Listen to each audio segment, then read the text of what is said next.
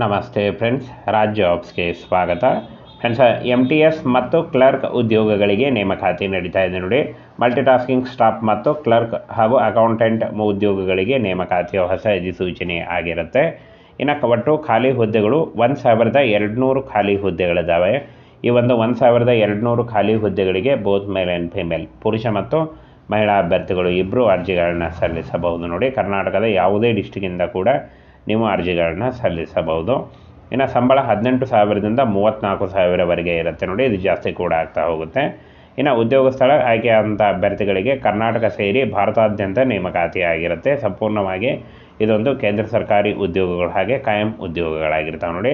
ಸಂಪೂರ್ಣವಾಗಿ ಕಾಯಂ ಉದ್ಯೋಗಗಳಾಗಿರ್ತವೆ. ಇನ್ನು ಅರ್ಜಿ ಸಲ್ಲಿಕೆ ಆಲ್ರೆಡಿ ಶುರುವಾಗಿದೆ. ಅರ್ಜಿಗಳನ್ನು ಸಲ್ಲಿಸಬಹುದು. ಇನ್ನು ಅರ್ಜಿ ಸಲ್ಲಿಸಲು ಕೊನೆಯ ದಿನಾಂಕ ನೋಡಿ 28 ಫೆಬ್ರವರಿ 2024 ಅರ್ಜಿ ಸಲ್ಲಿಸಲು ಕೊನೆಯ ದಿನಾಂಕ ಆಗಿರುತ್ತೆ ನೋಡಿ.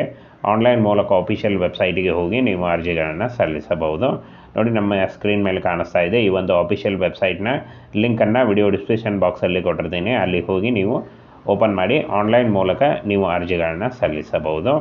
ಇನ್ನು ಪೋಸ್ಟ್ ವಿವರವನ್ನು ನೋಡೋದಾದರೆ MTS ಮಲ್ಟಿಟಾಸ್ಕಿಂಗ್ ಸ್ಟಾಫ್, ಕ್ಲರ್ಕ್ ಮತ್ತು ಅಕೌಂಟೆಂಟ್ ಉದ್ಯೋಗಗಳಾಗಿರ್ತವೆ. ಒಟ್ಟು ಖಾಲಿ ಹುದ್ದೆಗಳು 1200 ಹುದ್ದೆಗಳಾಗಿರ್ತವೆ.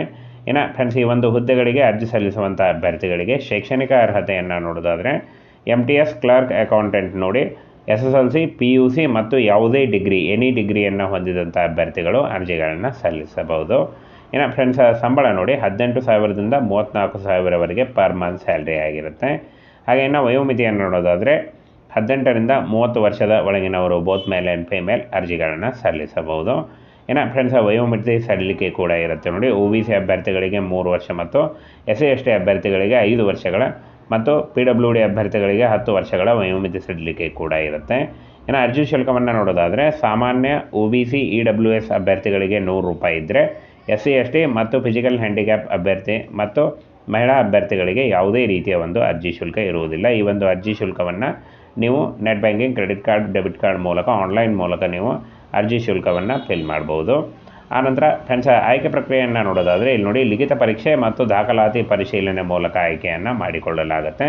ಮೊದಲಿಗೆ ಲಿಖಿತ ಪರೀಕ್ಷೆ ಇರುತ್ತೆ. ಲಿಖಿತ ಪರೀಕ್ಷೆಯಲ್ಲಿ ಪಾಸ್ ಆದಂಥ ಅಭ್ಯರ್ಥಿಗಳಿಗೆ ದಾಖಲೆ ಪರಿಶೀಲನೆ ನಡೆಸಿ ಆಯ್ಕೆಯನ್ನು ಮಾಡಿಕೊಳ್ಳಲಾಗುತ್ತೆ ನೋಡಿ. ಇನ್ನು ಪ್ರಮುಖ ದಿನಾಂಕಗಳು 28 ಫೆಬ್ರವರಿ 2024 ನೋಡಿ. ಈ ಒಂದು ಅರ್ಜಿ ಶುಲ್ಕ ಅಂದರೆ ಅರ್ಜಿ ಸಲ್ಲಿಸುವಂಥ ಕೊನೆಯ ದಿನಾಂಕವನ್ನು ಸರಿಯಾಗಿ ನೋಡಿ. 28 ಫೆಬ್ರವರಿ 2024 ಅರ್ಜಿ ಸಲ್ಲಿಸಲು ಕೊನೆಯ ದಿನಾಂಕ ಆಗಿರುತ್ತೆ ನೋಡಿ. ಈ ಒಂದು ಕೊನೆಯ ದಿನಾಂಕದೊಳಗಾಗಿ ನೀವು ಅಫಿಷಿಯಲ್ ವೆಬ್ಸೈಟಿಗೆ ಹೋಗಿ ನೀವು ಅರ್ಜಿಗಳನ್ನು ಸಲ್ಲಿಸಬೇಕು. ಅರ್ಜಿ ಸಲ್ಲಿಸುವಾಗ ಆಧಾರ್ ಕಾರ್ಡು ಹಾಗೆ ನಿಮ್ಮ ಒಂದು ಲೈಟ್ ಬ್ಯಾಕ್ಗ್ರೌಂಡ್ ಇರುವಂಥ ಒಂದು ಪಾಸ್ಪೋರ್ಟ್ ಅಳತೆ ಫೋಟೋ ಬೇಕಾಗುತ್ತೆ. ಹಾಗೆ ನಿಮ್ಮ ಫ್ರೆಂಡ್ಸ್ ಎಜುಕೇಷನಲ್ ಒಂದು ಸರ್ಟಿಫಿಕೇಟ್ಸು ಹಾಗೆ ಫ್ರೆಂಡ್ಸ್ ಕಾಸ್ಟ್ ಇನ್ಕಮ್ ಸರ್ಟಿಫಿಕೇಟ್ ಇಷ್ಟನ್ನು ತೆಗೆದುಕೊಂಡು ನೀವು ಆನ್ಲೈನ್ ಮೂಲಕ ಅಫಿಷಿಯಲ್ ವೆಬ್ಸೈಟಿಗೆ ಹೋಗಿ ನೀವು ಅರ್ಜಿಗಳನ್ನು ಸಲ್ಲಿಸಬಹುದು.